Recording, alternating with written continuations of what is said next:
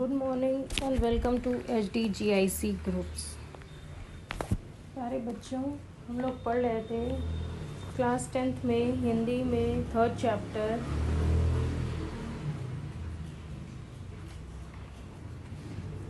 और उसी को हम आज और कंटिन्यू करते हैं 3rd पैराग्राफ से।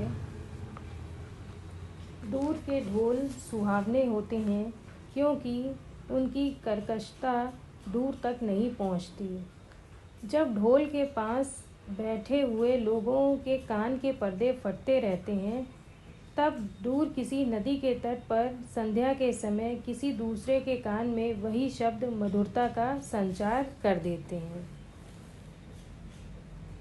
तो यहाँ पर जो लेखक हैं वो ये कहना चाहते हैं, उन्होंने एक मुहावरे का प्रयोग किया है। एक कहावत है कि दूर के ढोल सुहावने होते हैं। इस माध्यम से उन्होंने अपना दृष्टिकोण व्यक्त करते हुए ये कहा है कि ढोल की आवाज़ दूर से सुनने में इसलिए मधुर और कर्णप्रिय लगती है क्योंकि उनकी जो कर्कशता होती है वो दूर तक सुनाई नहीं देती है। इसके विपरीत जो लोग ढोल के पास बैठे होते हैं उनको उस ढोल की कर्कशता की आवाज़ बहुत तेज़ सुनाई देती है, जिससे कि उनके कानों के पर्दे फट जाते हैं, ऐसा लगता है। ढोल की यही कर्कश आवाज़ संध्या के शांत वातावरण में नदी किनारे बैठे लोगों को बहुत ही ज़्यादा पुलकित कर देती है। और लेखक ये कहते हैं कि इस तरह से कि दूर के ढोल सुहावने ही होते हैं। ढोल के उन्हीं शब्दों को सुनकर वो अपने हृदय में किसी के विवाह उत्सव का चित्र अंकित कर लेता है।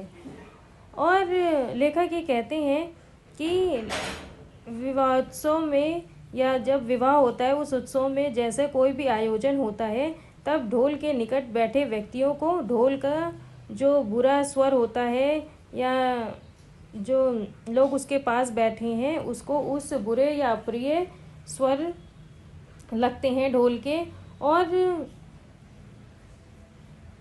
लोग प्रसन्नचित होकर अपने मन में मेहमानों के शोरगुल युक्त घर के कोने में बैठी हुई उस कामना को करने लगते हैं। कोलाहल से पूर्ण घर के एक कोने में बैठी हुई किसी लज्जाशील नववधू की कल्पना वो अपने मन में कर लेता है। इसका क्या मतलब हुआ कि लोग प्रसन्नचित होकर अपने मन में जो नए लोग हैं, नई वर वधू हैं, उनके आने के जो कल्पना है वो लोग मन में करने लगते हैं। उस नव वधू के प्रेम, उल्लास, संकोच, आशंका और विषाद से युक्त हृदय के कंपन ढोल की कर्कश ध्वनि को मधुर बना देते हैं, क्योंकि उसके साथ आनंद का कलरव, उत्सव व प्रमोद और प्रेम का संगीत ये तीनों मिले रहते हैं। तो लेखक यहाँ बताते हैं कि इस बात से क्या होता है कि विवाह की मधुर कल्पना से नववधू यानी कि नई बहू जो होती है उसके प्रेम से, उल्लास से और संकोच के बीच मन में बहुत सारी आशंकाएं उठती हैं। दुख से युक्त हृदय का कंपन ढोल की उस ध्वनि को मधुर बना देता है। इसका कारण स्पष्ट है कि नववधू के मन में आनंद की अनुभूति, उत्सव की खुशी और प्रेम का संगीत ये तीनों मिलकर एक ऐसी स्थिति उत्पन्न कर देते हैं जो विवाह उत्सव में बजने वाले ढोल की कर्कशता को मधुर बना देती है। तभी उसकी कर्कशता समीपस्थ लोगों को भी कटु प्रतीत नहीं होती और दूरस्थ लोगों के लिए तो वो अत्यंत मधुर बन जाती है। इसीलिए जो पास भी लोग रहते हैं उसको उस ढोल की कर्कशता या उसकी जो कर्कश ध्वनि है वो बुरी नहीं लगती, वो कटु नहीं लगती, वो भी मीठी लगती है, मधुर लगती है। और जिस तरह दूर जो लोग बैठे होते हैं वो भी उस ध्वनि से अत्यंत क्या हो जाते हैं, अत्यंत खुश हो जाते हैं, और क्योंकि उनको वो ध्वनि बहुत ही ज़्यादा मधुर लगती है, उसकी जो कर्कशता है वो मधुरता में बदल जाती है। तो इस प्रकार लेखक ने ये बताया है कि दूर के ढोल इसलिए सुहावने होते हैं क्योंकि उनकी कर्कशता उन्हीं को सुनाई देती है जो उसके पास बैठे होते हैं। इसके विपरीत दूर बैठे वाले व्यक्तियों को इसकी कर्कशता नहीं सुनाई देती और उसे ढोल की आवाज़ मधुर और कानों को प्रिय लगती है। अब इसके नेक्स्ट पैराग्राफ पे हम आते हैं। जो तरुण संसार के जीवन संग्राम से दूर है, उन्हें संसार का चित्र बड़ा ही मनमोहक प्रतीत होता है। जो वृद्ध हो गए हैं, जो अपनी बाल अवस्था और तरुणावस्था से दूर हट आए हैं, उन्हें अपने अतीत काल की स्मृति बड़ी सुखद लगती है। वे अतीत का ही स्वप्न देखते हैं। तरुणों के लिए जैसे भविष्य उज्जवल होता है, वैसे ही वृद्धों के लिए अतीत। तो लेखक जो है यहाँ पर इस गद्यांश में ये कहते हैं कि तरुण अर्थात जिस प्रकार नवयुवक अपने जीवन में आने वाली कठिनाइयों समस्याओं का सामना नहीं किया है, जिन भी कठिनाइयों का या समस्याओं का सामना नहीं किया है और वे केवल सुखों से ही परिचित हैं, तो उनके लिए ये संसार जो है बहुत ही ज़्यादा क्या है, मनमोहक है, बहुत ही सुंदर है और बहुत ही आकर्षक है। वे इस सुंदर संसार में अपने जीवन की मनोरम कल्पनाएं करते हैं। जीवन संघर्षों से वो लोग अभी तक क्या हैं, अपरिचित हैं और इसके कारण उस जीवन रूपी दूर के ढोल उनको क्या लगते हैं, दूर के ढोल उनको सुहावने लगते हैं। जो लोग अपना बचपन, युवावस्था और प्रौढ़ावस्था पार कर वृद्धा अवस्था में कदम रख चुके होते हैं, उन्हें अपने अतीत का गीत गाना बहुत ही ज़्यादा अच्छा लगता है। वो अतीत के ही स्वप्न देखते हैं। और एक जो तरुणों के लिए जैसे भविष्य उज्जवल होता है, वैसे ही वृद्धों के लिए अतीत। वर्तमान से दोनों का असंतोष होता है। तरुण भविष्य को वर्तमान में लाना चाहते हैं और वृद्ध अतीत को खींचकर वर्तमान में देखना चाहते हैं। तो एक जो नवयुवक होता है वो अभी अपने भविष्य से दूर होता है और दूसरी ओर वृद्ध जो होता है वो अपना जो बचपन है उसको पीछे छोड़ आया होता है। यही कारण है कि युवा भविष्य के और वृद्ध बचपन के सपने देखते रहते हैं। लेखक ये कहते हैं कि तरुण और वृद्ध दोनों ही अपने वर्तमान से या अपने प्रेजेंट टाइम से क्या है, असंतुष्ट हैं, असंतोष है उनके अंदर। तरुण क्रांति के समर्थक होते हैं और वृद्ध अतीत के गौरव के संरक्षक। इन्हीं दोनों के कारण वर्तमान सदैव शुभ रहता है और इसी से वर्तमान काल सदैव सुधारों का काल बना रहता है।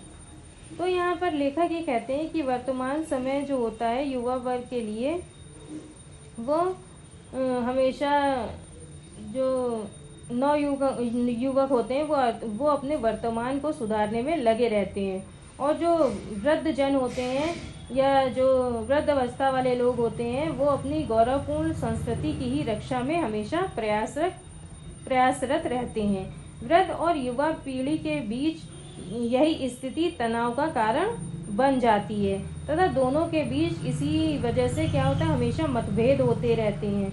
यही कारण कि वर्तमान सदैव दुखी बने रहने के साथ साथ सुधार का युग बना रहता है।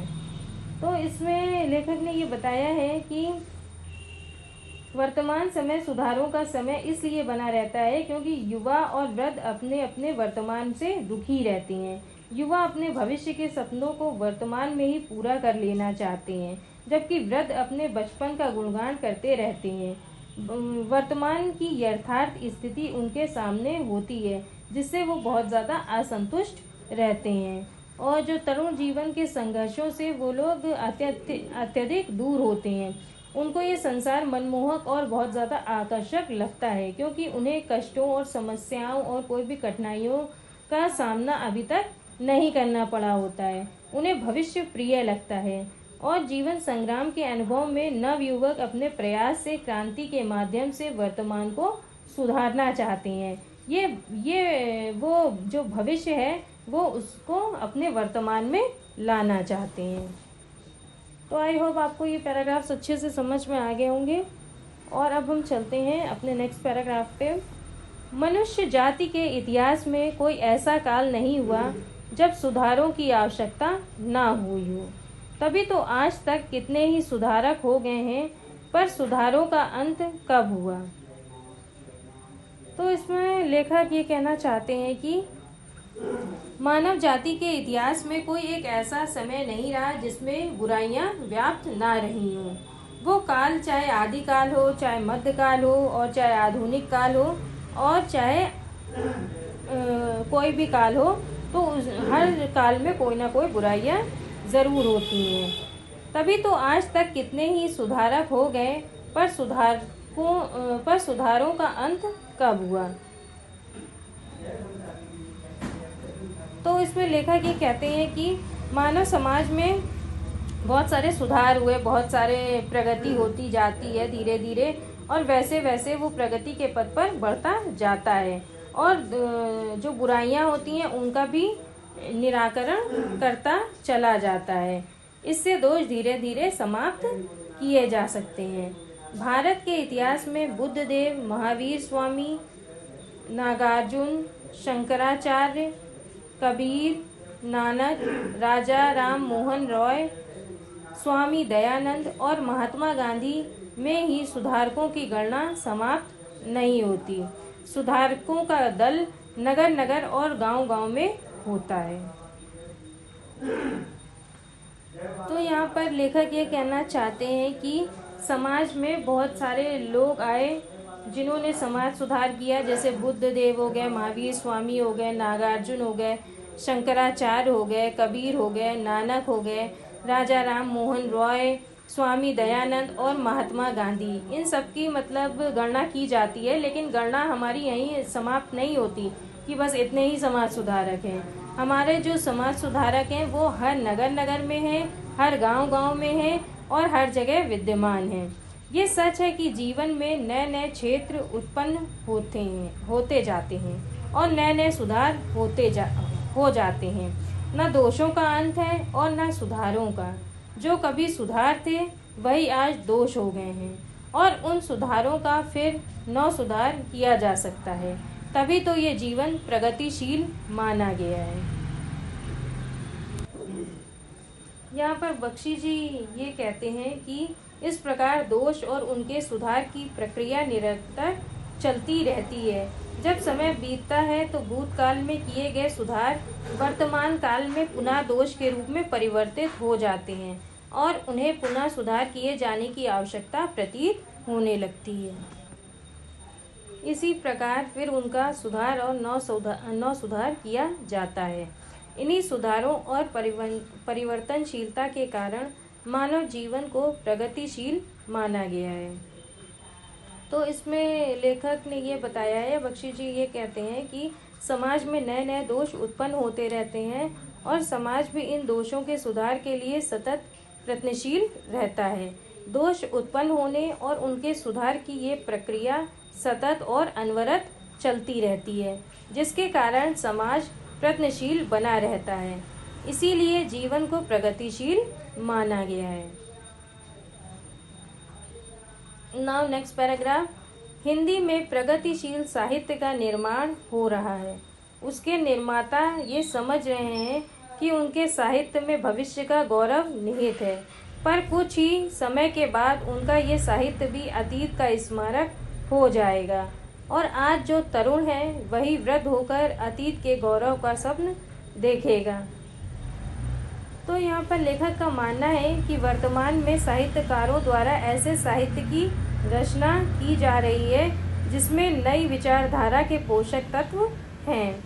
इन साहित्यकारों का ये मानना है कि इनके भविष्य की असीम संभावनाएं छिपी हुई हैं, जिस पर युवा पीढ़ी गर्व कर सकेगी। जिस प्रकार आज का युवा या तरुण कालांतर में वृद्धावस्था में पहुंच जाता है और वो अतीत की यादों में खोकर उसे अच्छा समझता है, उसी प्रकार साहित्य भी सदैव आधुनिक नहीं रहता है।